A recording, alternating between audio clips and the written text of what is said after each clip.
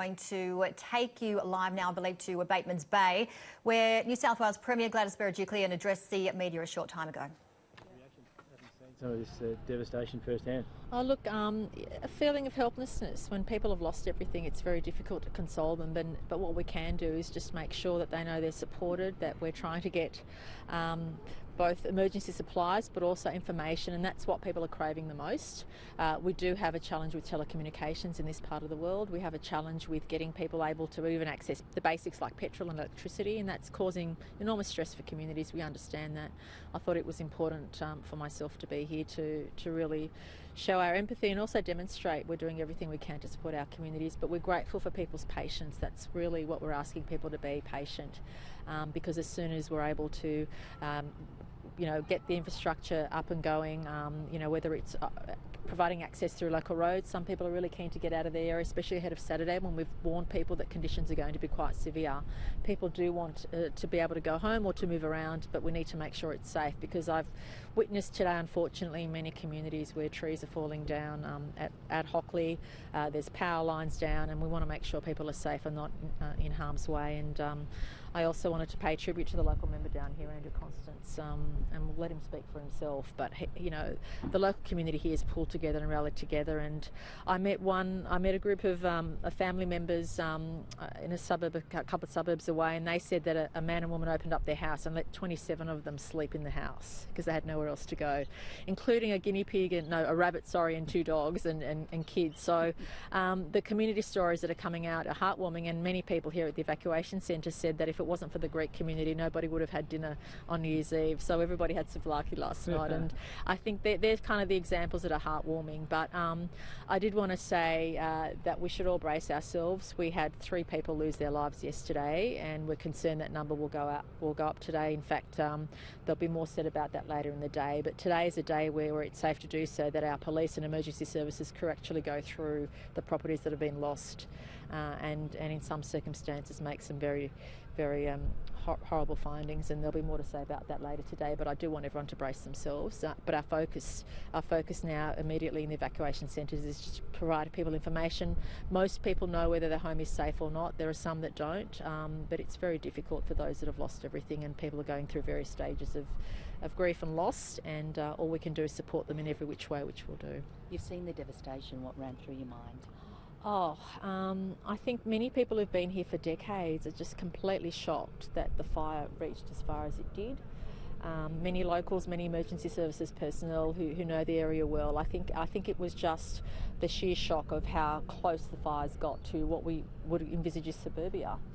Yes, in some remote communities there have been losses, but there have also been losses in communities with large population centres, communities which are well known as tourist destinations, and it's quite shocking what the fire conditions have done. And I think this demonstrates, and the commissioners have been briefing us for a long time about how we're experiencing unprecedented weather and wind conditions which are causing fires to do things they've never done before.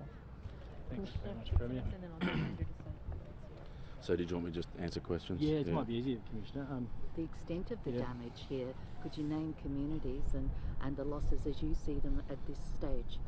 So as you would be aware, right across the south coast and the southern ranges, the damage and the damages right across all these different suburbs that have been impacted is enormous. As we indicated yesterday, the preliminary assessments coming through from the field indicate that buildings and people's homes and community infrastructure is going to number into the hundreds as we start getting out and doing the detailed assessment. Only down the road here we saw some local communities where indicatively you're probably looking at 80% of the buildings, of the homes in those lovely pocket communities are destroyed. It's an easier task, sadly, to count the buildings that are untouched or undamaged than it is to count those that are not. So we know that the damage that's been occasioned right throughout the southeast corner of New South Wales is a heavy toll. And more importantly, we're seeing, unfortunately, the tragedy of lives lost as well. And as the Premier quite rightly indicated, we need to prepare ourselves for that number to climb with information coming out this afternoon. We can expect that in the next hour or so. It's a very difficult, it's a traumatic set of circumstances right across the coastal strip and the ranges. And what we've got to keep reminding ourselves is that there are thousands of people out there right now still working to try and consolidate and contain these fires, because we know we've got worsening conditions returning again on Saturday, and we're expecting to see pretty much a repeat of the sorts of conditions, weather conditions that is, that we experienced down the southern areas of New South Wales yesterday. We're expecting widespread severe fire dangers dominated by very hot conditions up into the 40s, very dry air coming out of the centre of Australia, and westerly winds that are going to dominate. The challenge, of course, down through the south coast is that you've got these two winds that are going to be competing against each other on Saturday, a westerly and an easterly, which when they converge together create all sorts of different wind directions and all sorts of convergence over a fire ground, which is going to increase the risk and increase the damage. Our focus today is to continue with that firefighting effort, but so too, given the extraordinary number of people that are displaced and disaffected, is to try and open up as quickly as possible arterial roads. We're focusing very much on the northern road back towards Sydney through the Princes Highway, and the route is open further south. But even people opting for the route further south, the real challenge there is availability of fuel, and given the power outages, trying to get power restored to petrol stations, to fuel stations, is also with some challenge. It's not just about rocking up with a generator and plugging it in. We're also tying that in with electricians, and they're connecting up the power to ensure that we can start getting pumps operating and food and supplies accessible to people that have been displaced. We're also very mindful about communications. The number one issue that we're getting out around here, or the three big issues, are power, communications and fuel. They're interconnected. We have got some arrangements in place to shore up power supply to the primary communication sites. We've also brought in, for example, at the Bateman's Bay Evacuation Centre here, portable communications cells that can provide augmented coverage.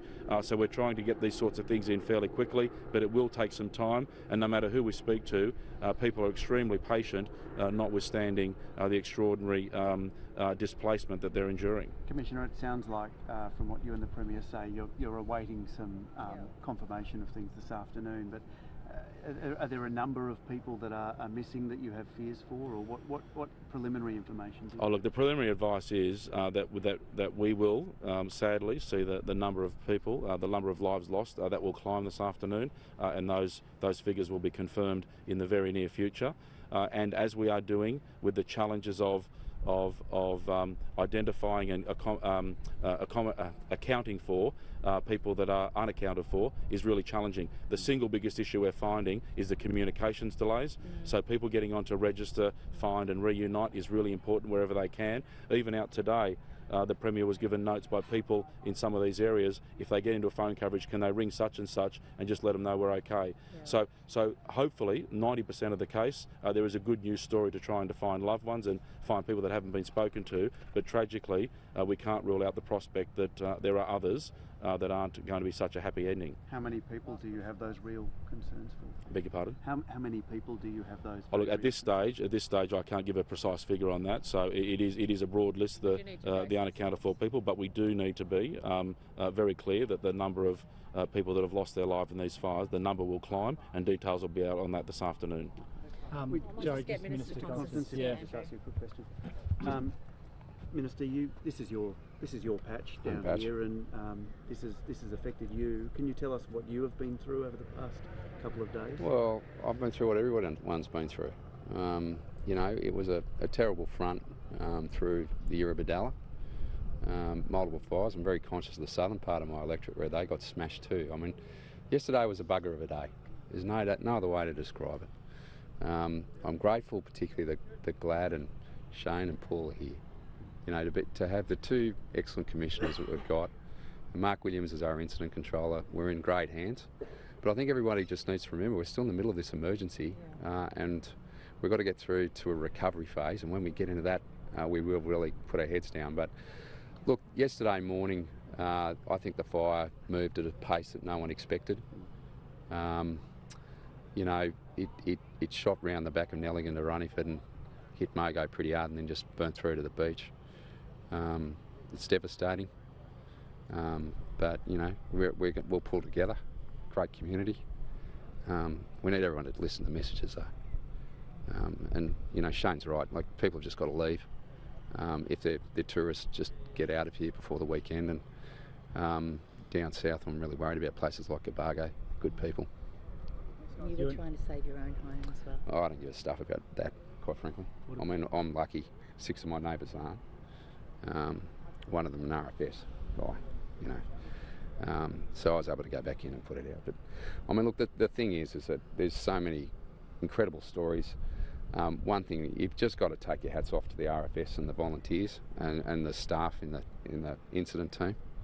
I mean, they had to deal with hell yesterday. Our police, everyone, we just need everyone to keep listening. The other message that needs to go out is, and I experienced this yesterday, the trees are coming down like there's no tomorrow. And I've got a photo of someone who drove under a tree, and they're lucky to be alive because it's come down on their boot. So people just need to listen. When the roads are closed for a reason, they're closed so that trees don't come down and kill someone. We don't want that. So, you know, if people have to wait an extra day or two so we can save lives, then just do it. Thank you you. all. Thanks everybody. Thanks everyone.